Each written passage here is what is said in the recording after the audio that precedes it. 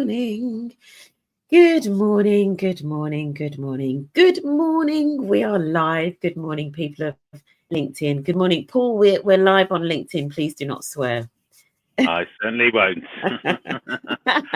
Good morning. Do you know what? I think in all of the time that I've been doing this, and we're now coming up to almost 3 years. I need to do a proper count to sort of see exactly when we hit it. I've only had one person drop an F-bomb, so so we're doing pretty well. And they said it very quickly, and I don't think anybody heard. But it happens, obviously, doesn't it? It does. But yeah, it's Paul. It's really good to have you with us. And good morning to anybody else that is joining us live on this very cold morning. I don't know how the weather is where you are, Paul. Well, I'm in the loft of our house, and I've just opened the blind, which is just above me, thinking, I'll be able to see the sky, but it's frozen. Frozen solid. So it's it's frosty. It's a cold, frosty start, but it's a beautiful start out there. It's not raining, which is a bonus, but I think that's coming later. Exactly. I saw the forecast is looking really. It's really messy this weekend in the UK. Yeah, it's a frosty but bright Friday. So thank you. What we like. Exactly. So thank you if you are joining us live this morning. Paul, I've started a little bit of a tradition where I ask ChatGPT to write your introduction, and then you get to score it out of 10. We were just talking about AI, weren't we? And you know, based on what I've been doing the last few days, you're probably not surprised by this at all. So today I'm joined by Paul Modley, Chair of the Social Mobility Leaders Forum and Managing Director for Diversity, Equity, Inclusion and Belonging at AMS. Paul leads the forum that brings together senior leaders who want to accelerate social mobility across the UK. At AMS, he looks after the global DEI strategy and has worked across sectors including banking, government and consulting. He also has a long track record of building programs that open up opportunity, including his work leading recruitment for the London 2012, that's me, not ChatGPT, 2012 Olympic and Paralympic Games. I'm really pleased to have him with us this morning. How did it do, Paul, out of 10? How did Chat do on its intro? You know what? I'm a big supporter of ChatGPT. I think that was a pretty good introduction. Amazing. If I was marking that, I'd probably mark it 9 out of 10. Incredible. Yeah. We're off to a good start. We're off to a really good start. Absolutely. And we were just talking off air, and we may talk about it. It may come up, but I was just talking about the fact that I've been building an AI agent this week, which is my first. So it's very interesting. We've got a few good morning in the comments, so let's just see who is joining us. I may need to put my specs on for this now. Adrienne, good morning. Good morning, Adrienne Arensi. Hopefully I'm pronouncing your name correctly. Good morning. How is the weather where you are, Adrienne? I'm really keen to hear. Arad, I'm going to say Riceberg. Good morning, Arad. It's sunny in London, I believe, is where you are, Arad. So good morning. And Sylvia, Anna, good morning. Morning both, and looking forward to this conversation, as am I, Sylvia. I don't think we've really delved too much into social mobility. I think we've covered it once before. So yeah, I am really looking forward to this. Sylvia, where are you joining us from as well? I'd love to know. Yeah, great. Paul, so social mobility, just tell us, before we sort of like dive into some of the questions and themes, what sort of brought you to social mobility as almost like a sort of like niche area within the sort of broader spectrum of inclusion? Yeah, I think for me, it really started when I worked on the London 2012 Olympics and Paralympics. And I was lucky to get involved at a very early stage in 2007. And much of what we were doing in the London 2012 games was really about connecting to the communities where where the Olympics and Paralympics were taking place, in probably the most deprived parts of London, Newham, Greenwich, Hackney, Tower Hamlets, really, really difficult. And if you think about where the Olympic Park was, what it looked like, I remember turning up there in 2007, just seeing this terrible old industrial site. So that's where it all kind of started to connect to me about, certainly about the power of the Olympics and the Paralympics and how we could use that to really connect to different communities and to drive some change. And what we knew with the Olympics and Paralympics is that we had jobs. We had hundreds of thousands of contracted jobs, permanent jobs, and volunteer opportunities. And we wanted to give opportunities to people who ordinarily wouldn't get involved in this sort of thing as an opportunity for them to, have some great experience that they could then take forward. So that's where it all really started. And then when I started to think about it, it kind of made sense to me because of my own background. Yeah. I come from a very conservative, small, old mining town in South Wales. Both of my parents didn't go to university. I was the first person in my family to go to university. And then I thought about, well, it kind of makes sense because it's me. I come from that background as well. So that's where it all started. Yeah. That's so interesting because it kind of almost talks to, and I know something that we're going to get into this morning is the business case around, for example, social mobility, social impact. And the fact that the way that you explained it there, that when it came to like the 2012 games in London, and I'm guessing, we've got a few people this morning from London that have joined us. When they think about some of those areas, it's almost like the reason for doing it was kind of staring you in the face, like literally, like you were in an area that had this kind of like, you could see the social deprivation. So it made sense to start thinking about, how do we make sure that we include, others that maybe don't get those sorts of opportunities, and also your own background. So there's definitely something there. And I think also we're 6 minutes in and there's already some key takeaways in terms of also there's something about, when we experience something ourselves or, or we can link it to our own experience. And so when we're thinking about, for example, if you've got senior leaders in your organization that you're maybe trying to get bought into, the rationale for inclusion, if you can somehow link it to perhaps an experience that they've had, it doesn't have to be identical, right? That it's sometimes easier to kind of get them on the bus, if I say that, or get them understanding why it's important. Yeah, 100%. And I think that sort of the storytelling, people's own experiences, and being able to talk about that, I think it's incredibly powerful. Yeah, absolutely. Good morning, Junior Beeman. Good morning, friends. Junior's going to be on LinkedIn when I'm going to have some more friends on in a couple of weeks. Happy December. Happy December. It's I think you were saying before we came on, it's 3 weeks, 20 days to Christmas or something like that. Wow. Yeah, I know. This year really has flown by. It's incredible. It really has. It really has. So So thank you all for joining, those of you that are in the chat on this cold and frosty December morning. So we're diving into social mobility in terms of the rationale for social mobility, what it is, etc. For those perhaps that haven't even come across it as a definition within within this work, inclusion, equity, diversity, etc. How would you define social mobility? And then also link to that this broader context of social impact that I would say I've probably heard more in the last maybe 3 to 4 years than previously. So how would you define those terms? So I think social mobility, it's sort of broadly, it's someone's background in terms of perhaps where they were born, the postcode they were born into, the type of school they went to, what their parents did as a job or didn't do, whether they had free school meals or not. That sort of background shouldn't impact your future potential or how how your career develops. That's in essence what we're talking about, and we know in this country that that's not the case, unfortunately.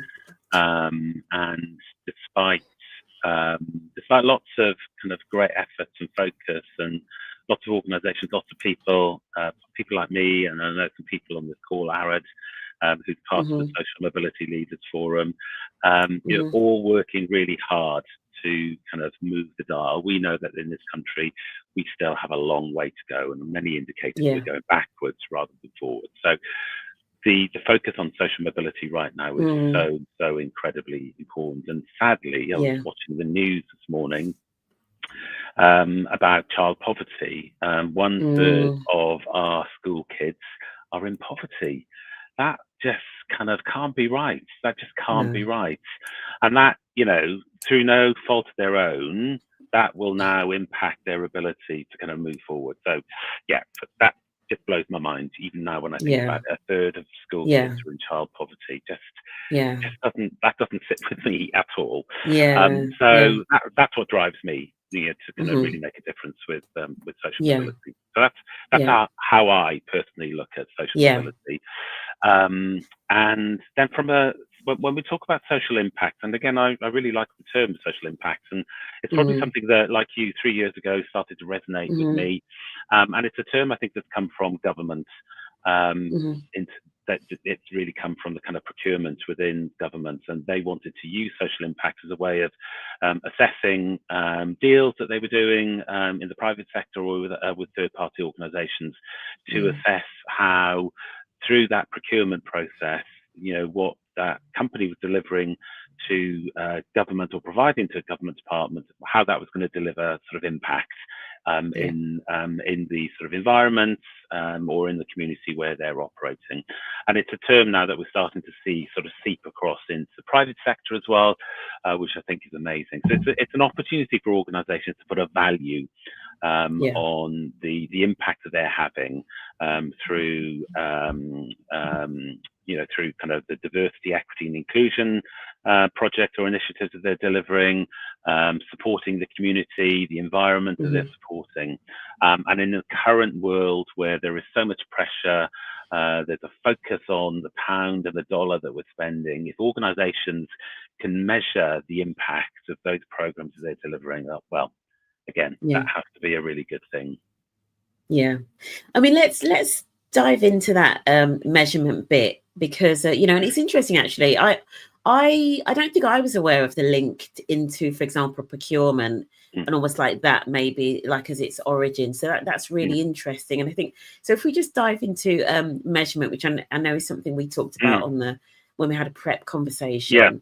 Why is measuring social impact important in the current climate, but then why do some people feel uncomfortable attaching numbers to DEI work? So this is, what some people describe as almost like it gives them the ick, right? When you start to add numbers to DEI work. So just talk about, why the measurement is important, but why some people sometimes feel uncomfortable about this aspect of almost like the business case and maybe not even liking that term. Yeah, I think for me, why it's important, what I've seen, particularly in the last 5 or 6 years after the terrible circumstances with the George Floyd murder, what we saw after that was a lot of global organisations probably going too far in terms of investing in people, over-investing in teams, DEI teams, over-investing in programs, initiatives that really didn't make a difference. And what we've seen probably in the last 9 to 12 months, particularly with the new US administration, is that real backlash against DEI, which is really starting to seep out, not just in the US, but we're seeing it in other parts of the country. We're seeing it in the UK with the swing to the right, and there's definitely more pressure and more noise in the system. And as a consequence, we're seeing investment in DEI dropping. It's probably dropping off the board agenda a little bit from where it was, say, 3 or 4 years ago. And so I think this gives us an opportunity, and I'm really trying to grab it to demonstrate the real value of DEI to businesses, to boards, because senior leaders do like to talk about numbers. They do like to kind of have that equation. So if I invest in that much, it's going to give me that much. Then we've got to be able to talk that language with senior leaders. So I personally think it's a really positive thing for us to be doing. given the current climate where, money is tight, resources is tight, and we've got to fight really hard to demonstrate the value of what we Yeah. are doing. And yes, some people do get the ick when you talk about the business case. I think that term is too tired now. We shouldn't probably use that term about the business case of DEI. And everybody still rolls out the McKinsey report or the Deloitte report or whatever. All of the professional services firms have done some kind of sort of research on this. So I think if we ditch the term the business case, talk more about value, then I think that's more for me. That's a good term. That's a positive term. Yeah. And we absolutely shouldn't be afraid to talk about the value of what we're doing, whether it be social mobility or DEI broadly. Yeah. I like that. I like that idea, actually. Maybe ditching the term business case for 2020. I like that, because there is something about, and I did this at the start of 2025, and maybe I'll do something for 2026, but I think that, and I see Adrianne's point here around DEI as theatre and performance, but I think there is something about, and even the acronym DEI, right? We've kind of, this work has sort of got a little bit lost in acronyms and terms where people have sometimes lost the meaning of it. And so, as you say, the business case, that even just that term became synonymous with a McKinsey piece of work that did or didn't prove X, Y, or Z, right? So I think you're absolutely right in terms of just putting these things back into plain language. And when I think about, I don't know what term when I think about the value, right? Let's not use the word business case. I always talk about these two elements. And I used to talk about the one being, the right thing to do, which is the one that some people like to hang this work onto. They're like, this is just the right thing to do, right? It's what's fair. And then the other one is where the potentially there is either like some monetary or other tangible benefit that we can attach a measure to. And from my perspective, a bit like you were saying, I think you meet people where they are. Whatever is needed to kind of get people over the line to start understanding what's necessary and actually driving the right behaviors. That's the tool that you use, right? That's the lever. Is my view. Yeah, and I think in the world that we operate in, you have to. And I love that term. You meet people where they are, and you use language that is appropriate, and you flex your style. And I find that working in a a global business like ours, I can develop a global strategy around DEI. That's really easy for me to do, but making that appropriate in Poland or Mexico or China or the US or Canada, that's where the challenging bit is. And you really then have to drop down and really think about the regional and the country specific nuances. Absolutely. Arad, I'm just going to circle back through the comments because I can see there was a question from Sylvia. I'm going to come back to that. Arad's put a link here. What is the business case for social mobility? The human case, I call it. Arad, I'm loving anything that's got the word human in at the moment, right? Even though I am a lover of AI and all of that stuff, but anything, I'm like, let's amplify let's put the humanity back into a lot of 100%. Things that we do. So I love that, the term the human case. Sylvia had a question here, which I think is interesting to just get your thoughts on, Paul. So how do you think the new government bill on universities' fees will affect access to education and social mobility? So if universities will still have a role to play with the fast emergence of AI. What's the new government bill? Maybe I'm not up to date with my news over the last couple of weeks. I've had visitors. Do you know, Paul, specifically what Sylvia's referring to?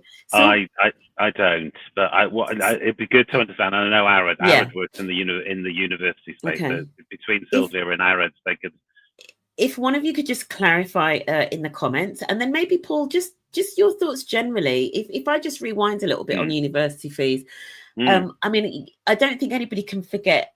Let's not talk politics, right? But many years ago, when things like grants, etc., were abolished, I think people were quite surprised when it comes to university education.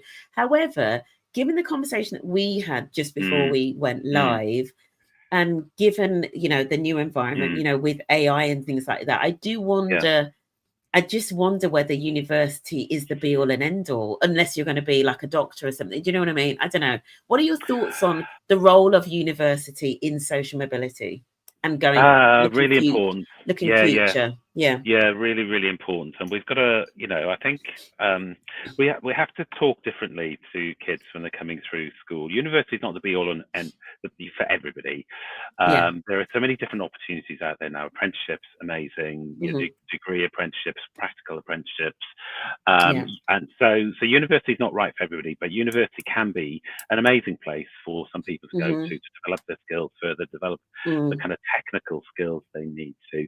And absolutely, there's such an important role for universities to think about AI and the impact of AI on future careers and future skills. We were talking before we went live about there was a LinkedIn stat, and I will get this wrong, but just in essence, what they're saying is by 2035, there will be sort of 30 or 40% of the skills that will be needed then. We don't even know what they are right now. So, that presents a challenge for all of us, but particularly for universities and schools in terms of developing young people for the future.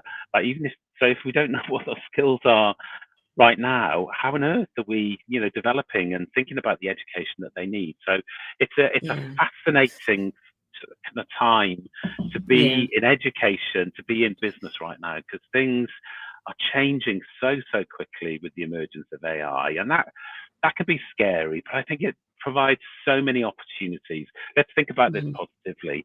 Yes, it is going to change a lot of people's jobs, and it will sort of remove some jobs, but it will create an awful lot of new jobs, and that has to be exciting for the young people of today. But we have to make sure that someone's background, where they were born, the fact that they maybe haven't had access to an iPad or a computer shouldn't preclude them from being able to kind of jump on that bus. And so we have to all think about social mobility, and universities are doing some great work in terms of, supporting those different communities to enable young people who potentially didn't have that option to go to university before to kind of create those sort of flows through.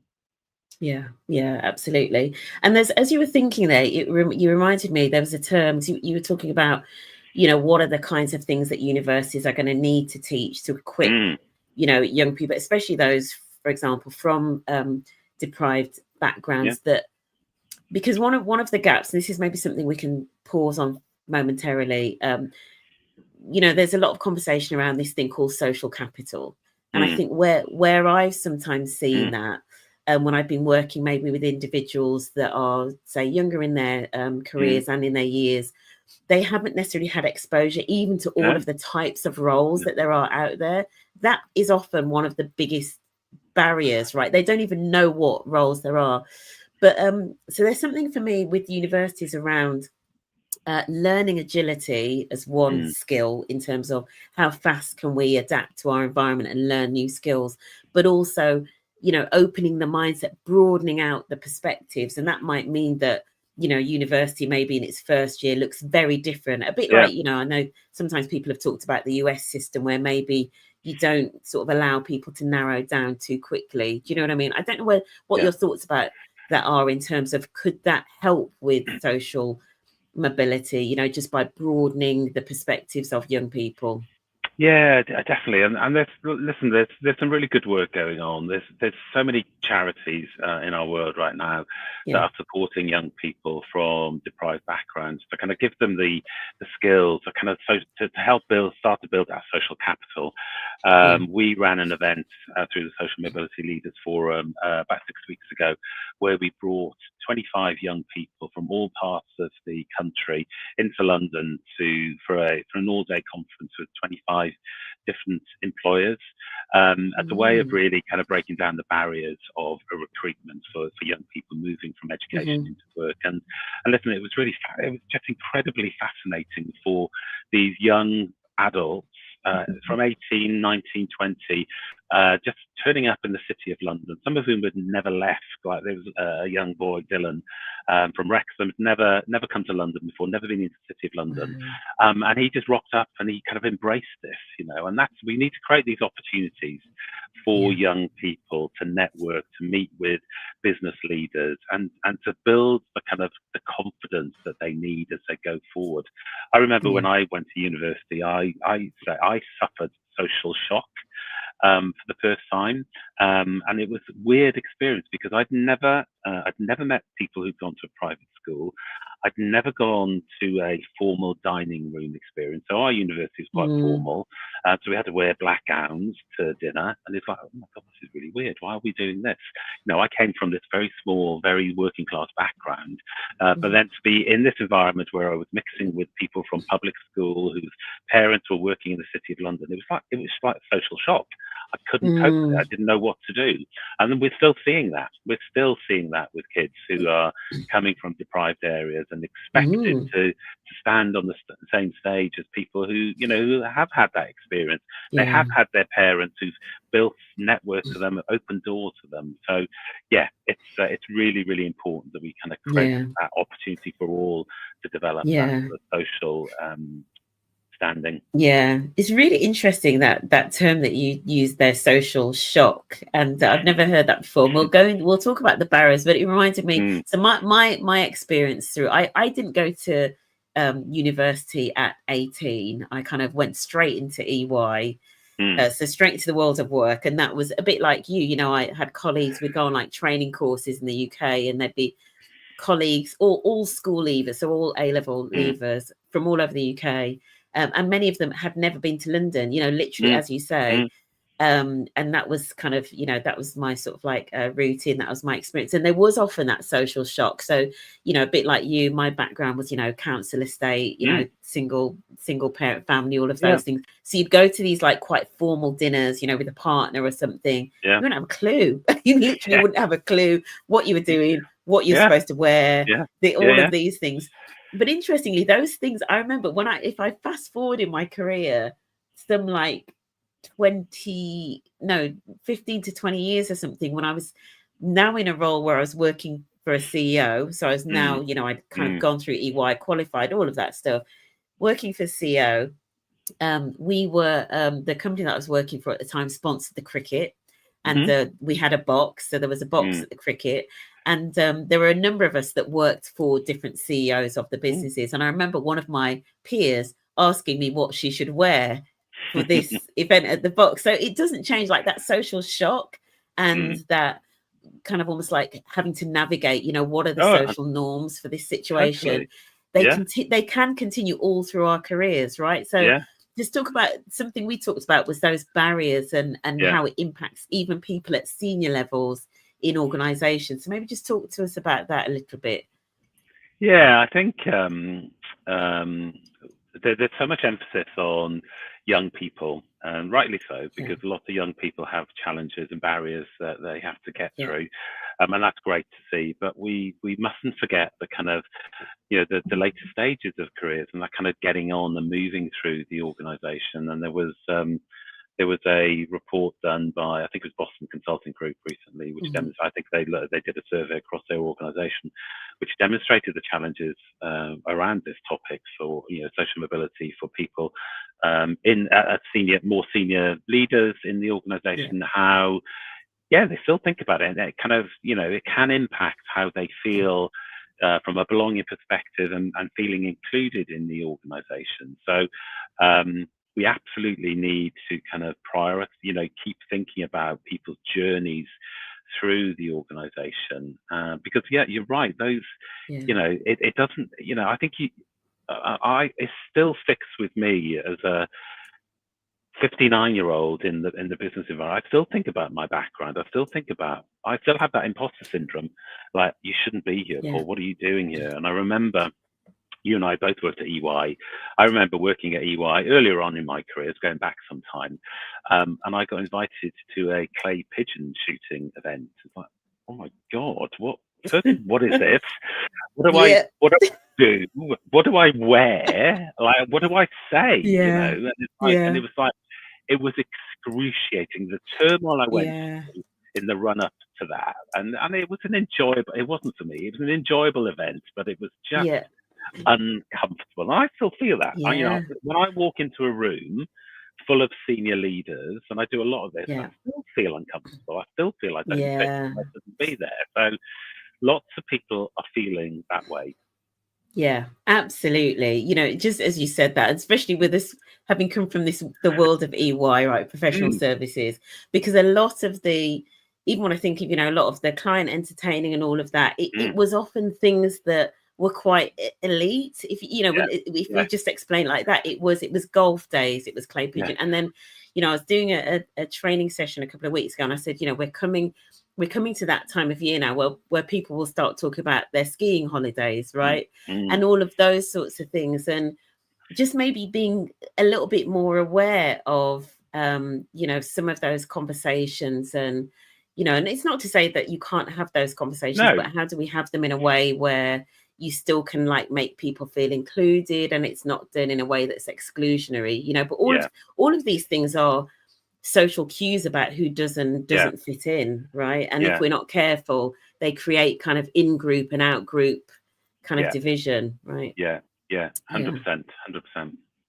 Yeah, interesting. Let's talk a little bit about intersectionality and maybe why I think there's something about why maybe social mobility is one of the reasons I think it's actually quite popular, or why we think it's one of the a fairly good identity or fairly good characteristic to focus on, is because it is quite intersectional by its nature, and actually we do potentially touch on quite a few identities. Do you want to just talk about that a little bit, maybe? Yeah, I think you kind of sort of hit the nail on the head there. It really does. Well, social mobility, it impacts. When you think about these populations that we're referring to, it's everybody in that population. It's women, men, it's black people, it's white people, LGBTQ, people of disability.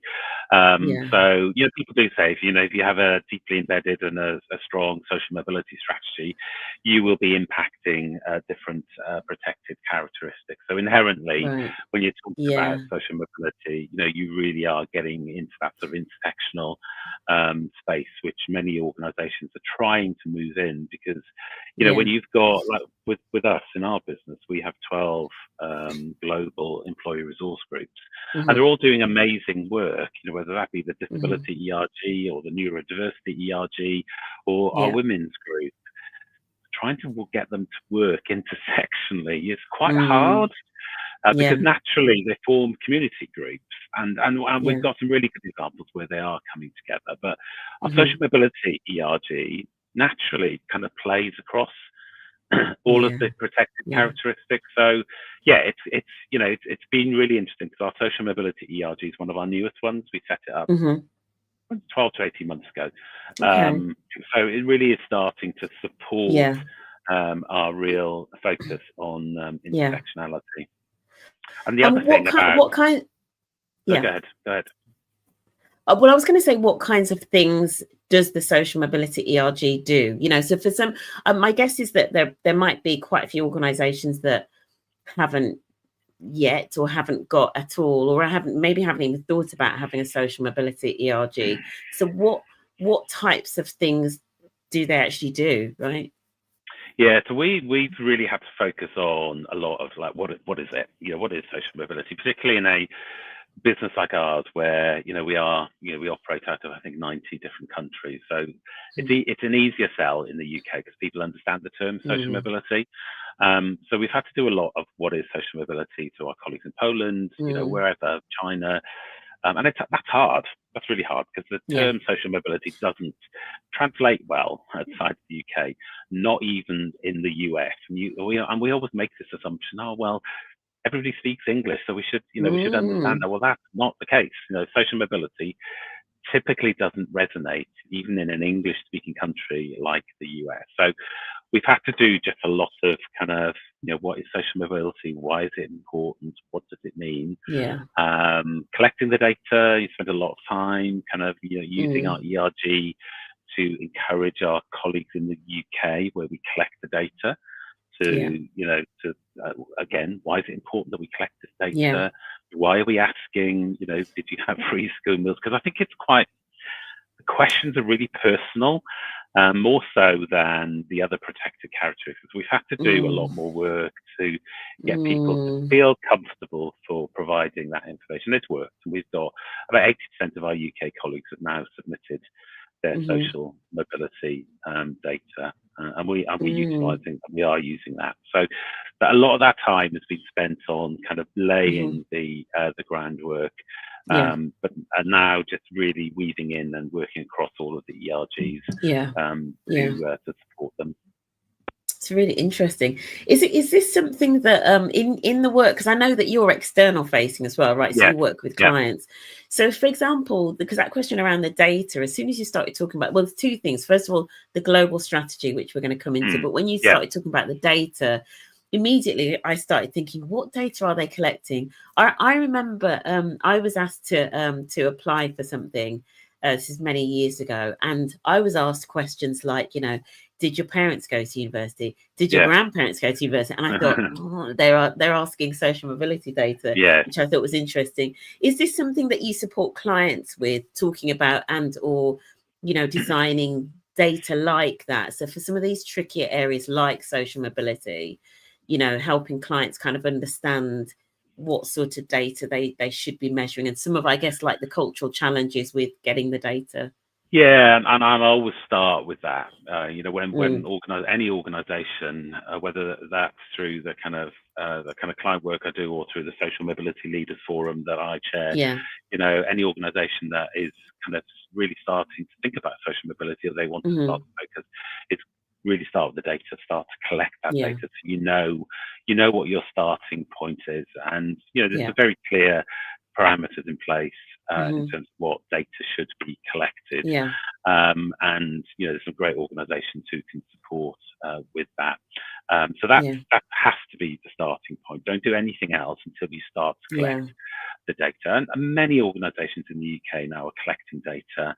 It's probably the norm now, I would say. And many organisations are now producing social class pay gap reports as a way to understand what that looks like from a pay perspective, which is really, really positive. Clearly it's not mandated, but through the work that the Social Mobility Foundation is doing in particular, they produce the Social Mobility Foundation Employers Index, the top 75, every year, and they've seen this year in particular a big increase in the number of organisations that are producing social class pay gap reports. So that's a real positive. Yeah, that's really good. That's really, just off the top of your head, and I don't know whether you know this, so apologies for springing it on you, but do you know how the social class pay gap, and I know there's probably not as much data, but does anybody have a sense of how that compares to things like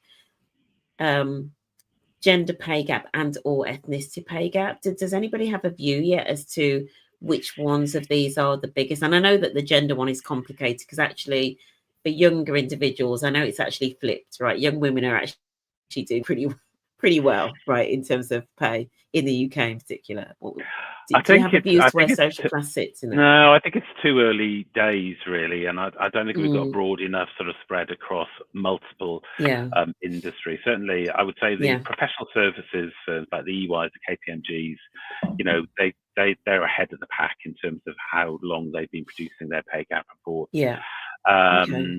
So I think it's probably will need a bit more time to kind of get in terms of what is this really telling us? Do we, interesting. You kind of like, and I think the figures sort of back this up that there is a gap for those who who've not had that exposure. Yeah, it's interesting, and I guess one of the reasons that I'm quite interested is, and we talked about it a little bit before, intersectionality. My guess is also that the social mobility lens isn't it's not only that it's intersectional, but it's probably and I might be leaping here, but my hypothesis is it's probably quite proportionate of some of the other major categories that we think about when we think about this work. So you are going to probably have a larger proportion of individuals from ethnic minority backgrounds, 100%. Potentially also individuals with disabilities. There's going to be a skew, right? Because of so social mobility, again, that's why it's a great measure to be looking at and getting into. Let's talk about global strategy. Interesting what you said about the UK versus US, right? That the language is different. I would have never have thought that.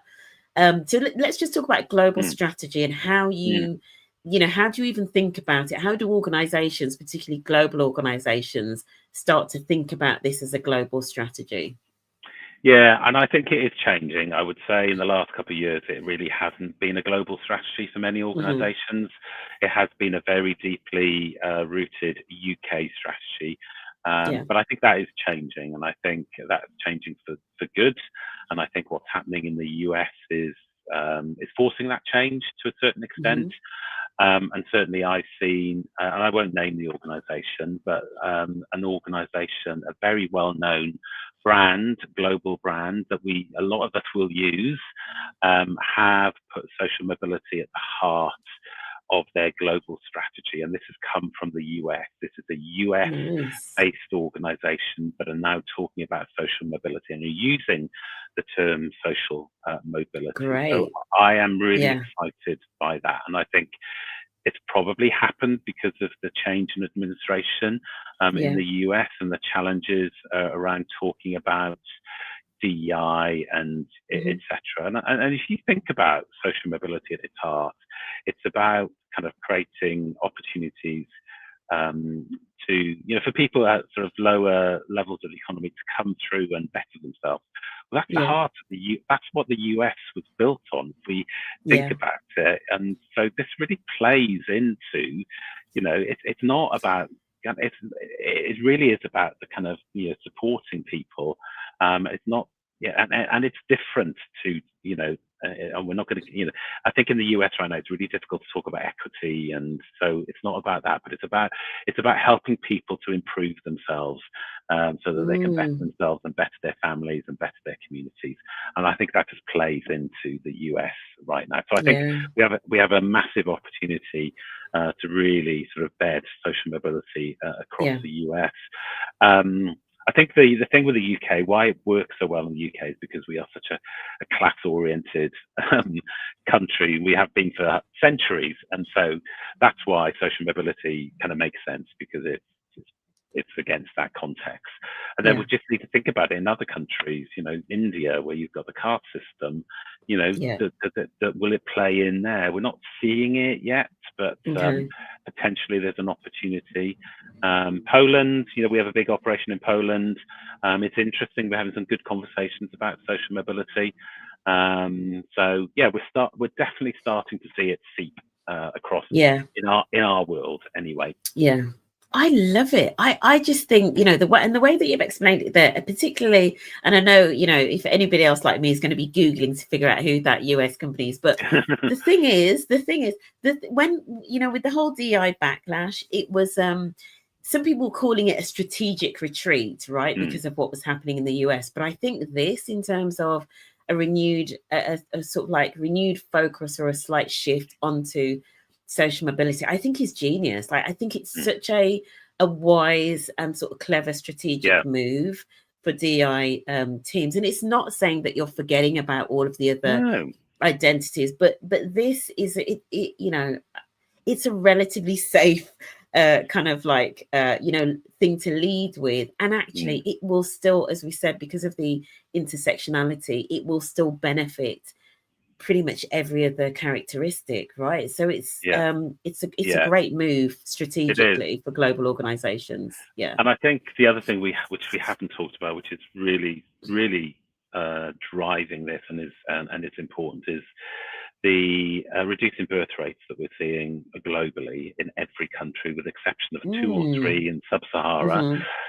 So every major economy has reducing birth rates. We have an aging population, which is good. Medicine is kind of, we're living longer. Yeah. So, organizations need to find different talent pools, or kind of keep older people working longer, which is a good thing, which we're starting to see. But organizations need access to different talent pools that they Yeah. can't see at the moment, or they haven't got access to. So opening the pipe, it's a bad term, but I talk about this, opening the sort of funnel wider Hmm. to include sort of those backgrounds, those kind of communities that have been ignored for a long time, again, that's got to be a Yeah. good thing, because organizations will need to access more talent in the future. Yeah, absolutely. And potentially different kinds Yeah. of talents and skills, Yeah. as we were saying. So actually, you know, when you think about the massive change in the future of and the nature of work, you know, some of that around AI, but actually some of that, I think, in response to an influx of technology, more humanity, you know, more human skills, perhaps more, dare I say, more spiritual skills. I'm just going a little bit woo-woo here. You know, you do potentially want that much broader talent pool with a much wider range of lived experiences, because I think, yeah, none of us, I think, really knows exactly where this is going to land in terms of, you know, the types of roles, the nature of work, the products, the services, etc. So it links back to what we were saying before in terms of, you know, that value and that business case. And one of them is, and it's a real sell for any of this DI work, is you know, being not only a really attractive employer, but also being able to reach the widest pool of talent possible, you know, by actually tapping into some of these strategies. So yeah, that's incredible. We are wrapping things up now, because I know that people always complain that they've got a 9 o'clock meeting, and we always go over 9 o'clock, but it's fine. It's Friday. Take it easy. What for somebody that's listening to this, if they haven't done anything yet about social mobility in their organization, where would you maybe suggest that they start, or what's the one thing that they could do to maybe get this on the agenda? I think just start having a conversation in the business. Try and find some people in the business who kind of this resonates with, it connects with. Try and identify a senior leader who can help you kind of take this forward in the business. There will be somebody in your business who this resonates with at a senior level. There will be somebody who hasn't gone to university but has kind of managed to develop their careers. So find that person, find that group of people, find your tribe, if you like, and really start to build it. And it will start to evolve very, very quickly. A kind of shameless plug for the Social Mobility Leaders Forum. You know, we now have 120 members who are in the forum, you know, representing employers, charities, policymakers, and the education sector. We've got some very big employers in there, but you know, those sorts of forums are really good to kind of bring organizations together to learn and to kind of share experiences and ideas. Because what I find with social mobility is organizations are really willing to share. It isn't about kind of the crown jewels and I can't tell you what we're doing because that'll give you competitive advantage. I generally don't find that with social mobility, because we all have to work together to kind of break down the barriers that exist. So I do find that organizations are really willing to share their experiences and the good work that they're doing. Absolutely amazing. And I mean, you mentioned there the Social Mobility Leaders Forum, which I know you are chair of. So where can people find out more about that work? So we have we're on LinkedIn. We have a page on LinkedIn. So if you search Social Mobility Leaders Forum and you're interested to find out more, just message us there, and somebody will get in touch or message me directly on LinkedIn. It's free membership. We don't have a membership fee. We're trying to be as inclusive as we possibly can be right now. But so please get in touch, and we can talk to you more about it. Fantastic. Paul, we're gonna leave it there, but it just leaves me to say thank you so much for sharing it. It's been you know, I've learned a lot and I'm sure anybody that was with us has also. So thank you to everybody that joined us. I hope we haven't lost connection, because I know that our comments have, I think, stopped working. So apologies if you have sent comments through and I haven't been able to see them, but I will be in the comments afterwards. But thank you. Also, if you've joined us on YouTube, because I know some people have joined us on YouTube this morning, and if you are watching on the replay, thank you for taking 48 minutes out of your day to join in this conversation. And Paul, where's the best place for people to connect with you? Is it here on LinkedIn, or do you live anywhere else online? LinkedIn's probably the best place. I use X. I don't use X as much as I used to, but LinkedIn. Probably LinkedIn's the best place. Amazing. Perfect. So if you've got any residual questions about social mobility, either for your organisation about the Social Mobility Leaders Forum, please do get in touch with Paul. And that's it. Thank you so much, Paul. It's been a joy. Oh, somebody's we've got a comment back. I think we're back. The SMLF is fabulous, Sandia. Yeah, Sandia is one of our members, so it's great to have her on the call this morning. It sounds incredible. Perfect. Thank you, Paul, so much, and to everybody that was watching. Please have a fabulous weekend. Brilliant. Thank you so much, Cheryl.